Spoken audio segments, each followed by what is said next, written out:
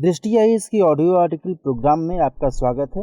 आज का हमारा आर्टिकल द हिंदू में छपे लेख CRISPR gravity waves water on Mars a decade of discoveries के सम्मिलित सारांश पर आधारित है। इसमें टीम दृष्टि के इनपुट्स भी शामिल हैं। यह ऑडियो आर्टिकल सामान्य अध्ययन प्रश्न पत्र 3 के विज्ञान और प्रौद्योगिकी खंड से जुड़ा है। तो आइए लेख की शुरुआत करते हैं। हमारे वीडियो अंग्रेजी में देखने के लिए फॉलो करें हमारा ही दूसरा यूट्यूब चैनल दृष्टि आईएएस इंग्लिश। वैज्ञानिक क्रांति का दशक 2010 से 20। नित नए वैज्ञानिक शोध के जरिए मानव जीवन और अधिक सरल बनता जा रहा है। पुराने जमाने में जो चीजें असंभव सी प्रतीत होती थीं, उनका तोड़ निकालना आज के जमाने में साधारण सा हो गया है। आज हमने विज्ञान की मदद से पृथ्वी पर उपलब्ध हर संभव चीज को अपने काबू में कर लिया है। हम ऊंचे से ऊंचे आसमान में उड़ने लगे हैं, गहरे पानी में सांस लेने लगे हैं। इतना ही नहीं, विज्ञान के बदौलत अंतरिक्ष की दूरी आज इतनी कम हो गई है कि आज हम चंद्रमा से लेकर मंगल ग्रह सहित कई ग्रहों पर अपनी उपस्थिति दर्ज करा चुके हैं। पहिए के साथ शुरू हुआ वैज्ञानिक आविष्कार का सफर आज तक अनवरत जारी है। मौजूदा वक्त में ऐसे तमाम तरह के आविष्कार दुनिया भर में किए जा रहे हैं जिन्होंने हमारे जीवन के छोटे से छोटे पहलुओं में बदलाव लाने में अपना योगदान दिया है। ऐसे में जरूरी हो जाता है कि वैज्ञानिक क्रांति क्या है, इस सवाल का जवाब भी हमें मालूम हो। बहुत ही साधारण शब्दों में वैज्ञानिक क्रांति को आधुनिक समय के विज्ञान के पुनरुत्थान से समझा जा सकता है। यहाँ ये कहा जा सकता है कि विज्ञान की विभिन्न शाखाओं मसलन रसायन विज्ञान, भौतिक विज्ञान, एस्ट्रोफिजिक्स, गणित और जीव विज्ञान आदि की प्रगति ने पुराने सिद्धांतों को दरकिनार करते हुए कई चीज़ों की प्रोसेसिंग का तरीका पूरी तरह से बदल दिया है, जिससे आधुनिक विज्ञान की नींव पड़ी। चूँकि 2020 शुरू होते ही हम एक नए दशक की तरफ बढ़ गए हैं, लिहाजा यहाँ सवाल है कि बीते 10 सालों में वैज्ञानिक क्रांति की दिशा में क्या कुछ नया हुआ है और वैज्ञानिक विकास का स्वरूप कहाँ तक बदला है। सवाल ये भी है कि इस दौरान हुई नई वैज्ञानिक खोजों ने समाज को किस तरह प्रभावित किया है। इन नई खोजों से इस धरती को क्या कुछ खतरा मोल लेना पड़ सकता है और इससे आम जनता के लिए किस तरह की नई चुनौतियां पैदा हुई हैं। आइए इस आर्टिकल के जरिए इन सभी सवालों और उनके समाधान पर विचार करते हैं। इस क्रम को शुरू करने के लिए 2010 के दशक में हुए नए वैज्ञानिक अनुसंधान और खोजों को एक एक करके देख लेते हैं। सबसे पहले नज़र दौड़ाते हैं संचार, ऑटोमेशन और स्पेस तकनीक क्षेत्र में हुए नए बदलावों की तरफ। 2010 के दशक में कई अविश्वसनीय खोजें हुई जिसने ब्रह्मांड के अध्ययन में क्रांति ला दी। इस दौरान संचार तकनीक, ऑटोमेशन, स्पेस टेक इत्यादि के क्षेत्र में काफ़ी कुछ नया हुआ है। इस दशक की शुरुआत से ही दुनिया 2G से 3G की तरफ आगे बढ़ गई थी और नए दशक की शुरुआत से ही हम 5G की तरफ बढ़ गए हैं। फ़ोन की दुनिया में तो जैसे क्रांति सी ही आ गई।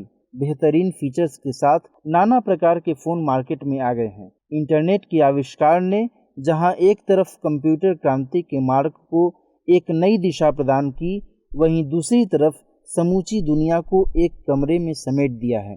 खासकर बीते एक दशक में विज्ञान की दुनिया काफ़ी बदल गई है। आज हम फीचर फ़ोन से आगे बढ़कर टच स्क्रीन वाले फ़ोन की तरफ बढ़ गए हैं। नॉर्मल कॉल्स की जगह हम वीडियो कॉल्स का फ़ायदा उठा रहे हैं। वहीं स्पेस तकनीक के लिहाज से बीता दशक काफ़ी अहम रहा। इस दौर में एक नए अंतरिक्ष उड़ान युग की शुरुआत हुई, साथ ही कई हजार नए बाह्य ग्रहों की खोजें हुई और स्पेस फ्लाइट की दिशा में कई नए आयाम स्थापित हुए। इन खोजों में नासा के केपलर स्पेस टेलीस्कोप की अहम भूमिका रही है। 2009 से 2018 के दौरान केपलर ने अकेले ही 27,000 से अधिक बाह्य ग्रहों की पुष्टि की है। 2018 में केपलर की जगह पर लाया गया सैटेलाइट टेस यानी TESS, जिसे ट्रांजिटिंग एक्सोप्लैनेट सर्वे सैटेलाइट भी कहा जाता है, यह सैटेलाइट भी कई एक्सोप्लैनेट्स की खोज कर रहा है। किसी भी पदार्थ में द्रव्यमान क्यों होता है, इस गुत्थी को सुलझाने के लिए पीटर हिग्स और फ्रांसवा एंगलर्ट ने हिग्स बोसॉन के सिद्धांत का प्रतिपादन किया था। इस योगदान के लिए दोनों वैज्ञानिकों को साल 2013 का भौतिकी का प्रतिष्ठित नोबेल पुरस्कार दिया गया। साल 2015 में खगोल विज्ञान के क्षेत्र में एक नए युग की शुरुआत हुई। गौरतलब है कि जुलाई 2015 में ही नासा के न्यू होराइजन्स प्रोब ने आईसी वर्ल्ड प्लूटो का दौरा किया। न्यू होराइजन्स प्रोब ने इस बौने ग्रह की विभिन्न सतहों की तस्वीरें पहली बार भेजी। साथ ही इसी साल वैज्ञानिकों ने पहली बार प्रत्यक्ष रूप से गुरुत्वाकर्षण तरंगों का पता लगाया। इस खोज में LIGO यानी laser interferometer gravitational wave observatory की अहम भूमिका रही। संभावना है कि ब्रह्मांड और गुरुत्वाकर्षण तरंगों के बारे में नई जानकारियां जुटाने और ब्लैक होल्स के निर्माण की गुत्थी सुलझाने में इन तरंगों की महती भूमिका रहेगी। दरअसल रेनर विस, बेरी सी बेरिश और किप एस थॉर्न ने LIGO डिटेक्टर और गुरुत्वाकर्षण तरंगों का पता लगाने में अहम भूमिका निभाई थी। लिहाजा इस महत्व को समझते हुए 2017 में इन्हें भौतिकी के नोबेल पुरस्कार से नवाजा गया। इसके अलावा अप्रैल 2019 में खगोलविदों ने मैसियर 87 यानी M87 गैलेक्सी के केंद्र से ब्लैक होल की पहली तस्वीर खोजी। इवेंट होराइजन टेलीस्कोप EHT ने इस ऐतिहासिक घटना को अंजाम दिया। इस खोज के साथ ही अल्बर्ट आइंस्टीन के सापेक्षता के सिद्धांत की पुष्टि हो जाती है। ब्लैक होल दरअसल अत्यधिक द्रव्यमान और घनत्व वाले ऐसे पिंड होते हैं जहां से प्रकाश का पारगमन नहीं हो पाता। इसके अलावा ब्लैक होल और डार्क मैटर से जुड़ी कई अनसुलझी पहेलियों से भी पर्दा उठाया गया। एक अहम खोज के तहत शोधकर्ताओं ने स्टीफन हॉकिंग के उन सैद्धांतिक दावों को खारिज करते हुए इस बात को माना कि प्रारंभिक ब्लैक होल्स यानी प्रीमॉर्डियल ब्लैक होल्स को डार्क मैटर का मुख्य घटक नहीं माना जा सकता है। अब रुख करते हैं AI, रोबोटिक्स और डिफेंस तकनीक की दिशा में हुए नए बदलावों की तरफ। आर्टिफिशियल इंटेलिजेंस, रोबोटिक्स और डिफेंस टेक के क्षेत्र में हुए नए वैज्ञानिक नवाचार के लिहाज से 2010 से 2020 तक का दशक काफ़ी अहम रहा। यह दशक दरअसल मशीन लर्निंग या आर्टिफिशियल इंटेलिजेंस के आरंभ का दशक रहा है। गूगल, माइक्रोसॉफ्ट जैसी तमाम कंपनियां AI आधारित ऑपरेटिंग सिस्टम के लिए कार्य कर रही हैं। आर्टिफिशियल इंटेलिजेंस की सहायता से हमारे जीवन में रोबोटिक्स का प्रयोग दिन प्रतिदिन बढ़ता जा रहा है। 2010 में रोबोनॉट 2 या R2 नामक ह्यूमन लाइक रोबोट से लेकर अब तक कई ऐसे रोबोट बन चुके हैं जिन्होंने कार्यों की जटिलताओं को सरल बनाने में अहम भूमिका निभाई है। इसके बाद सोफिया, हाफ ह्यूमैनॉइड वेम मित्रा, रोबोट एस्ट्रोनॉट की रोबो, वाकाइरी, स्काईबोट F850 इत्यादि इस दशक के कुछ खास चर्चित रोबोट्स रहे। आधुनिक रोबोट्स को इस प्रकार बनाया जाता है कि वह विभिन्न प्रकार के कार्य कर सकने में सक्षम हों। इन रोबोट्स की ऐसे कार्य करने में महती भूमिका होती है जो मनुष्यों के लिए सरल नहीं होते। मौजूदा वक्त में हम इसे सीवेज की सफाई के लिए काम करने वाले रोबोट्स के उदाहरण से समझ सकते हैं। इसके अतिरिक्त अंतरिक्ष से संबंधित कुछ खोज, प्रयोगशाला और हथियारों के निर्माण में भी रोबोट्स की सहायता ली जा रही है। वहीं डिफेंस तकनीक ने देशों और लोगों की सुरक्षा तंत्र को मजबूत करने में अहम योगदान दिया है। कई देश भांति भांति प्रकार के हथियार, ड्रोन, मिसाइल्स इत्यादि बनाने में सक्षम हो रहे हैं। संयुक्त सैन्य अभ्यास के जरिए देशों ने अपने साझे सुरक्षा तंत्र को मजबूत करना शुरू कर दिया है। आइए अब रुख करते हैं बायो तकनीक और नैनो तकनीक की दिशा में हुए बदलावों की तरफ। इस दशक में क्रिस्पर एरा की शुरुआत हो गई। यहाँ क्रिस्पर से तात्पर्य है clustered regularly interspaced short palindromic repeats, जबकि क्रिस्पर Cas9 DNA एडिटिंग की एक नवीन तकनीक है। यह तकनीक विभिन्न प्रकार के रोगों के इलाज में मददगार साबित हो रही है। साथ ही इससे कृषि क्षेत्र में फसलों की नई नस्ल बनाने में भी मदद मिलेगी। डिजाइनर बेबी या एडिटेड बेबी के कारण यह तकनीक काफ़ी सुर्खियों में रही। इसके अलावा क्लोनिंग यानी प्रतिरूपण की नई तकनीक इस दशक में काफ़ी फायदेमंद रही। इसकी मदद से पेड़ पौधों, जीव जंतुओं के क्लोन तैयार किए जाते हैं जो एकल जनन से अलैंगिक विधि द्वारा पैदा होते हैं। क्लोनिंग के जहां चिकित्सकीय फायदे हैं तो वहीं यह तकनीक प्रजनन क्लोनिंग में भी कारगर है। इसकी मदद से मवेशियों के क्लोन बनाना आसान हो जाता है। गौरतलब है कि पिछले कुछ दशकों से डॉक्टरों के पास कैंसर के उपचार के लिए सर्जरी, केमोथेरेपी और रेडिएशन जैसी 3 अहम विधियों की बात की जा रही थी। लेकिन 2010 के दशक में एक चौथा तरीका भी खोजा गया जिसे इम्यूनोथेरेपी कहा जाता है। यह एक ऐसी विधि है जिसमें कैंसर से लड़ने के लिए शरीर के आंतरिक इम्यून सिस्टम का उपयोग किया जाता है। इसके अतिरिक्त ह्यूमन स्पीशीज की कई विलुप्त प्रजातियों को खोजने में डीएनए विश्लेषण ने अहम भूमिका निभाई है। पहली बार 2010 में साइबेरिया की डेनिसोवा गुफा में डेनिसोवन की खोज हुई थी। इस गुफा से मिली उंगली की हड्डी के जीवाश्म के डीएनए विश्लेषण से इनके अस्तित्व के बारे में पता चला था। गौरतलब है कि डेनिसोवन होमोसेपियंस और निएंडरथल की एक सिस्टर स्पीशीज है। इसी दशक में दक्षिण अफ्रीका से होमो नेलेडी नामक ह्यूमन स्पीशीज के अवशेष का पता लगाया गया। वहीं बीते ही साल पैलियोंटोलॉजिस्ट्स ने फिलीपींस से होमो लिजोनेंसिस नामक एक छोटे आकार की मानव प्रजाति की खोज की है। आइए अब देखते हैं इन सब में भारत कहाँ ठहरता है। आधुनिक युग में भारत में विज्ञान के विभिन्न क्षेत्रों में नए नए प्रयोग लगातार होते रहे। Indian science and research and development industry report 2019 के अनुसार भारत बुनियादी अनुसंधान के क्षेत्र में शीर्ष रैंकिंग वाले देशों में शामिल है। इतना ही नहीं, विश्व की तीसरी सबसे बड़ी वैज्ञानिक और तकनीकी जनशक्ति भी भारत में ही है। रिसर्च, नैनो तकनीक, मौसम पूर्वानुमान एवं निगरानी के क्षेत्र में भी हम आगे बढ़ रहे हैं। हाल में मौसम पूर्वानुमान एवं निगरानी के लिए प्रत्यूष नामक शक्तिशाली सुपर कंप्यूटर स्थापित करके भारत इस क्षेत्र में जापान, ब्रिटेन और अमेरिका के बाद चौथा प्रमुख देश बन गया है। नैनो तकनीक पर शोध के मामले में भारत की स्थिति काफ़ी बेहतर है। वैश्विक नवाचार सूचकांक 2020 में भी हम 48वें पायदान पर आ गए हैं, जबकि 2019 में हम 52वें पायदान पर थे। भारत ब्रेन ड्रेन से ब्रेन गेन की स्थिति में पहुंच रहा है और विदेशों में काम करने वाले भारतीय वैज्ञानिक भारत लौट रहे हैं।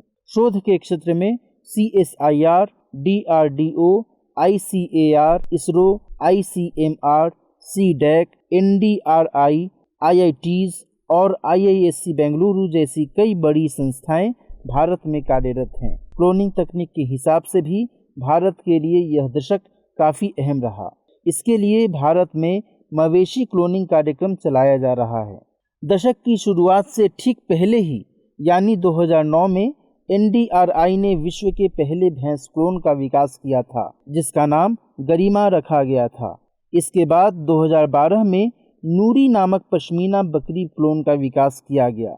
इसके बाद महिमा क्लोन का विकास हुआ। अंतरिक्ष विज्ञान के क्षेत्र में भारत की धमक अंतर्राष्ट्रीय स्तर पर सुनी जा सकती है। इसरो ने साल दर साल नए नए कीर्तिमान स्थापित किए हैं। बीते सालों में भारत के अंतरिक्ष मिशन में तेजी आई है। 100 से ज़्यादा उपग्रह एक साथ प्रक्षेपित कर इसरो ने पूरी दुनिया में अपनी शक्ति का लोहा मनवाया। साथ ही कम संसाधन में भी इसने चंद्रयान को चांद पर भेजकर इतिहास रच दिया। इसके अलावा पहली ही कोशिश में मंगल ग्रह तक पहुंचने में कामयाब रहने वाला भारत दुनिया का पहला देश बना। 2015 में GSAT 15 संचार उपग्रह का सफल प्रक्षेपण किया गया। वहीं स्वदेशी क्रायोजेनिक रॉकेट इंजन का 800 सेकंड के लिए जमीनी परीक्षण सुनहरे अक्षरों में दर्ज है। इसके अलावा भारतीय क्षेत्रीय नेविगेशन उपग्रह प्रणाली में चौथे उपग्रह IRNSS-1D को छोड़कर भारत ने अपना कीर्तिमान स्थापित किया। और तो और भारत ने खुद का नेविगेशन सिस्टम भी तैयार कर लिया है। इसरो ने उपग्रह प्रक्षेपण रॉकेट GSLV Mark 3 को लॉन्च किया। GSLV Mark 3 को लॉन्च करने के बाद 4 टन श्रेणी के उपग्रहों को प्रक्षेपित करने की दिशा में भारत के लिए नए अवसर खुल गए। एक साथ रिकॉर्ड 104 सैटेलाइट का प्रक्षेपण कर भारत ने अंतरिक्ष में अपने नाम सबसे बड़ी कामयाबी लिखी। चंद्रमा पर भारत का दूसरा अन्वेषण मिशन चंद्रयान 2 को बीते ही साल लॉन्च किया गया। इतना ही नहीं, सूर्य का अध्ययन करने वाले भारत के पहले मिशन आदित्य L1 को भारत जल्द ही लॉन्च करने वाला है। लेकिन मंजिलें अभी और भी हैं। ऐसे और कई नए संकल्प हैं जिन्हें पूरा करना अभी बाकी है और नए भारत के सपने को गढ़ना है। लेकिन यहाँ इस बात से भी नकारा नहीं जा सकता कि ऐसी कई रुकावटें अभी भी हैं जिन्हें पार करना भारत सहित पूरी दुनिया के लिए बेहद ज़रूरी है। तो आइए जानते हैं बेहिसाब तरीके से हो रही इस वैज्ञानिक क्रांति से किस तरह के खतरे उभर सकते हैं। विज्ञान ने जहां एक तरफ मनुष्य को तमाम सुविधाएं प्रदान की हैं, वहीं दूसरी ओर कई विध्वंसकारी आविष्कारों ने संपूर्ण मानव जाति को विनाश के कगार पर लाकर खड़ा कर दिया है। यह हम मनुष्यों पर निर्भर करता है कि वह इसे किस रूप में लेते हैं। उदाहरण के तौर पर यदि नाभिकीय ऊर्जा का सही दिशा में उपयोग किया जाए तो यह मनुष्य को ऊर्जा प्रदान करता है जिसे विद्युत उत्पादन जैसे उपभोगों में लिया जा सकता है। परंतु दूसरी ओर यदि इसका गलत उपयोग हो तो यह अत्यंत विनाशकारी हो सकता है। हिरोशिमा और नागासाकी में हुए परमाणु बम हमले इसके ज्वलंत उदाहरण हैं, जिसका खामियाजा पीढ़ी दर पीढ़ी को भुगतना पड़ रहा है। ये हथियार अब पहले के संस्करणों की तुलना में अधिक परिष्कृत और विनाशकारी हो गए हैं। इतना ही नहीं, कई देशों ने जैविक और रासायनिक हथियारों का भंडारण करना शुरू कर दिया है। इसके अलावा बायो वेपन यानी जैव हथियार स्प्लिट करने का आरोप भी कई देशों पर लग चुका है। हालांकि इसके अभी तक कोई पुख्ता प्रमाण नहीं मिल सके हैं, लेकिन यदि इस तरह के वाक़यों में जरा सी भी सच्चाई मिलती है तो पूरी धरा के लिए इसके परिणाम काफ़ी विनाशकारी हो सकते हैं। इसके अलावा आज सारी दुनिया कोरोना से जंग लड़ रही है। कोरोना वायरस ने जिस कदर अपना प्रकोप दिखाया है, उससे विकासशील देश तो क्या, अमेरिका जैसे विकसित देश भी पार नहीं पा सके हैं। कहने का मतलब ये है कि लाख वैज्ञानिक तरक्की के बावजूद इस महामारी का काट निकालने में पूरा विश्व जूझ रहा है। इस बीच सर्वश्रेष्ठ और सर्वशक्तिशाली बनने की होड़ ने देशों के बीच की प्रतिस्पर्धा को नया मोड़ दे दिया है। और तो और देश और लोगों की सुरक्षा का बहाना बनाकर ऐसे कई अत्याधुनिक विध्वंसक हथियार, रडार, मिसाइल्स इत्यादि का निर्माण किया जा रहा है, जो किसी भी विरोधी देश को तबाह करने के लिए काफ़ी है। महाशक्ति बनने की होड़ ने लोगों को प्रकृति से छेड़छाड़ करना सिखा दिया है, जिसका परिणाम ये हो रहा है कि हमें जलवायु परिवर्तन जैसी भीषण समस्या से सामना करना पड़ रहा है। जलवायु परिवर्तन से प्रत्यक्ष और परोक्ष रूप से कई तरह की समस्याएं पनप रही हैं। पृथ्वी पर सबसे बड़ा उष्णकटिबंधीय वर्षावन और धरती का फेफड़ा कहे जाने वाले अमेज़न के जंगलों की आग एवं हालिया ऑस्ट्रेलिया बुशफायर की विध्वंसता किसी से छिपी नहीं है। इसका परिणाम ये हो रहा है कि इन जंगलों में पेड़ पौधों और जीव जंतुओं की प्रजातियों की विविधता धीरे धीरे नष्ट हो रही है। यही स्थिति रही तो हम छठे मास एक्सटिंक्शन की तरफ जा सकते हैं। ऐसे में देखते हैं कि क्या हो आगे की राह। बीता दशक वैज्ञानिक आविष्कारों की दृष्टि से एक क्रांतिकारी युग रहा। इस दौरान ऐसे तमाम आविष्कार हुए जिसने आम जनमानस की सोचने समझने की क्षमता को प्रभावित किया है। गौरतलब है कि जो तकनीक हमारी रोज़मर्रा की ज़िंदगी में फ़ायदेमंद होती है, वह मानव सभ्यता पर प्रतिकूल प्रभाव भी डाल सकती है। कोई भी तकनीक उचित या अनुचित है या नहीं, इस बात पर निर्भर करता है कि उसका उपयोग किस रूप में किया जा रहा है। यही बात विज्ञान के किसी भी नियम और तकनीक पर लागू होती है। परमाणु विस्फोट की तकनीक का उपयोग यदि हम ऊर्जा उत्पादन के लिए करते हैं तो निश्चित तौर पर परमाणु तकनीक मनुष्य के लिए लाभकारी सिद्ध होगी। लेकिन यदि इसका उपयोग मनुष्य के विनाश के लिए किया जाता है तो इसे मनुष्य के लिए उचित कैसे कहा जा सकता है। ऐसे में ज़रूरी है कि हम विज्ञान एवं तकनीक का उपयोग इस तरह से करें कि वह आगामी वर्षों में मानवीय जीवन को और अधिक सुगम बनाए, न कि विनाश की स्थिति पैदा करे। साथ ही साथ हमें विकास के ऐसे तरीके भी अपनाने होंगे जो सतत विकास को बढ़ावा दे। हमें अपने क्रियाकलापों को पर्यावरण को मद्देनज़र रखते हुए अंजाम देना होगा। इसके अलावा देशों को ऐसे परीक्षण को करने की तादाद कम करनी होगी जिससे पर्यावरणीय क्षति हो सकती है। दरअसल विज्ञान के ज्ञान भंडार के बजाय वैज्ञानिक विधि ही विज्ञान की असली कसौटी है। ऐसे में वैज्ञानिक नवाचार के इस दौर में विज्ञान और प्रौद्योगिकी के क्षेत्र में नित नई उपलब्धियां हासिल करना लाजिमी है। इसके लिए अवलोकन, परिकल्पना, प्रयोग, विश्लेषण और निष्कर्ष की अनूठी पद्धतियों को गढ़ने की ज़रूरत है। यह उन पहलुओं के बहुआयामी स्वरूप हैं जो एक साथ जुड़कर आगामी दशक में भी वैज्ञानिक क्रांति के नए कीर्तिमान स्थापित करेंगे। तो आइए नोट करते हैं आज का सवाल। सवाल है, वैज्ञानिक आविष्कारों की दृष्टि से बीता दशक एक क्रांतिकारी युग रहा है। कुछ चुनिंदा उदाहरणों को बताते हुए इस कथन की पुष्टि कीजिए। साथ ही यह भी बताइए कि वैज्ञानिक शोधों में ऐसी किन बातों को तवज्जो देनी होगी जो आगामी दशक में मानव जीवन को सरल और सुगम बनाएं, न कि विनाश की स्थिति पैदा करें।